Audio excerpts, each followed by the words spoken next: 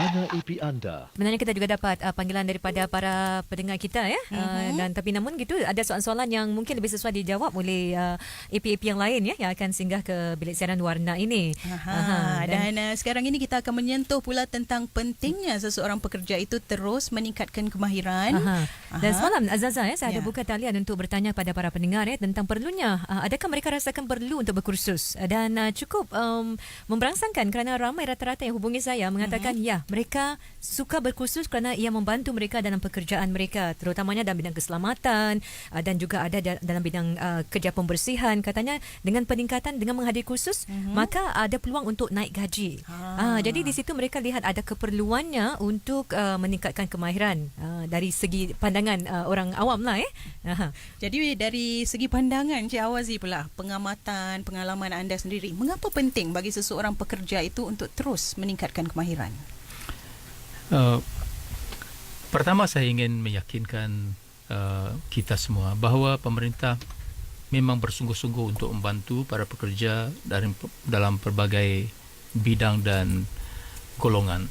Bagi para pekerja yang bergaji rendah, pemerintah membantu untuk memastikan bahawa mereka mempunyai perlindungan dari segi undang-undang bagi mendapatkan gaji dan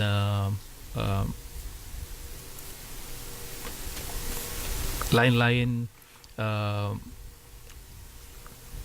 mungkin benefits insentif dan sebagainya yang dibuka kepada semua pekerja lain.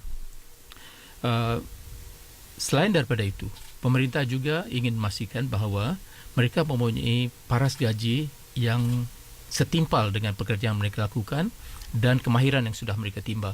Dan bagi dua bidang sekarang ini, iaitu pembersihan atau cleaning dan juga keselamatan atau security, sudah pun ada sistem pelesenan. Dengan lain perkataan, jika para majikan dalam bidang-bidang tersebut, iaitu pembersihan dan juga security, keselamatan, ingin mendapatkan kontrak bagi pekerjaan ataupun perkhidmatan dengan mana-mana syarikat, mana-mana badan pemerintah dan juga badan yang lain, mereka perlu mempunyai lesen. Dan lesen ini hanya dikeluarkan kepada mereka seandainya mereka menawarkan gaji minimum $1,000 kepada para pekerja mereka. Dan mereka tidak pernah terlibat dalam masalah undang-undang berkaitan dengan amalan pekerjaan dan seperti tidak memberikan perlindungan yang selayaknya kepada para pekerja mereka. Ini perlindungan asas bagi para pekerja. Selain daripada itu, bagi para pekerja yang gajinya kurang daripada $1,900 setahun, sebulan, pemerintah memberikan tokokan gaji melalui WIS, Workfare Income Supplement, ataupun sistem tokokan gaji yang diberikan setiap 3 bulan. Di 4 kali setahun, para pekerja yang mempunyai bekerja secara berterusan, sekurang-kurangnya 2 bulan bagi setiap 3 bulan, akan diberikan tokokan gaji sehingga $2,400 setahun. Dan ini adalah sumbangan pemerintah untuk menggalakkan kita terus bekerja.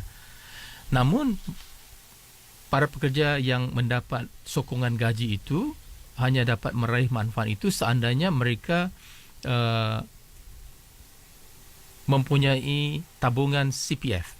Dengan lain perkataan, mereka tidak boleh memberitahu majikan mereka tak perlu CPF, jadi mereka dapat bawa pulang gaji tunai yang lebih banyak. Nah, mengapakah kita ingin lakukan perkara ini? Kerana melalui perlindungan CPF, para pekerja mempunyai tabungan yang mantap dan boleh menabung untuk usia senja. Yang kedua, tabungan CPF juga boleh membantu kita memiliki rumah sendiri.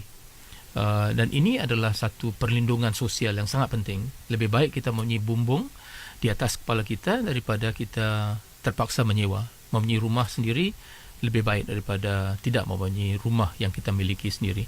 Namun, kita tidak akan berupaya memiliki rumah jika tabungan kita tidak mencukupi. Dan tabungan kita itu boleh kita perkuatkan jika kita mempunyai dana CPF yang ditokok setiap bulan jika kita bekerja, kerana ada sumbangan majikan. Dan selain daripada itu, pemerintah juga menokok. Selain daripada WIS yang diberikan 4 kali setahun, pemerintah juga menokok kepada dana CPF kita dari masa ke semasa. Keputusan sudah pun dibuat untuk menokok Medisave kepada Medisave para pekerja kita.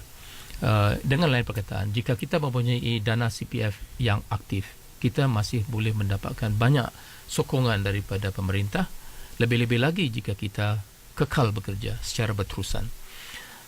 Jadi untuk para pekerja yang bekerja dalam apa saja bidang sekalipun, jika mereka terus bekerja dan mendapat gaji yang lebih baik, maka peluang bagi kita untuk menyara diri dalam usia lanjut nanti akan lebih mantap.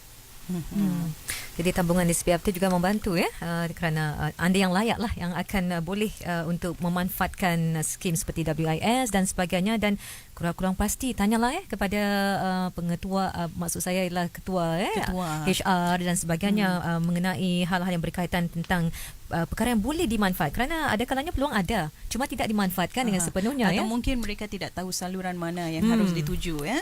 Benar sangat-sangat. Dan apakah pula langkah-langkah yang diambil oleh pihak pemerintah Encik Ahwazi untuk pastikan pertumbuhan inklusif dan persaraan yang cukup untuk pekerja yang bergaji rendah selain apa yang telah anda sebutkan tadi?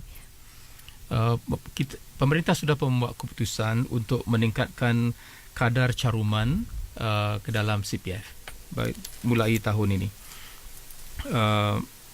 Kadar CPF akan ditingkatkan khususnya bagi akaun Medisave dan juga akaun khas. Akaun khas ini tujuannya untuk persaraan dan akaun Medisave bagi menaja atau menampung keperluan kesihatan kita.